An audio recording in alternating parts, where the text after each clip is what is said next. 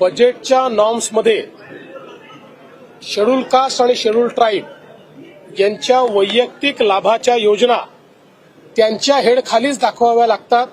त्याची तरतूद ही त्या हेडखालीच करावी लागते आणि म्हणून अजितदादांनी बजेट मांडताना त्या हेडखाली ती तरतूद केली आणि आपल्या बजेटच्या भाषणात हे सांगितलं की आम्ही रेग्युलर तरतुदीपेक्षा किती जास्तीची तरतूद केलेली आहे आणि ती कशाकरता वापरणार आहोत. आपण निधी वळवला किंवा म्हणतो दुसऱ्या कामाकरता एखादा निधी ठेवला असेल आणि तो तिसऱ्या कामावर जर खर्च केला तर त्याला वळवलं म्हणतो. बजेटमध्ये जर कायद्यानेच तुम्हाला त्या विभागाकरता किंवा त्या घटकाकरता जो पैसा खर्च होतो तो त्या घटकाच्या मंत्रालयात दाखवावा लागत असेल तर ते दाखवणं चूक नाही आणि तो खर्च करणं देखील चूक नाही. मला असं वाटतं पुन्हा एकदा आपल्या माध्यमातून मी सांगतो, पैसा कुठेही वळवलेला नाही. त्या विभागातच तो पैसा दाखवणं हे बजेटचं कंपल्शन आहे.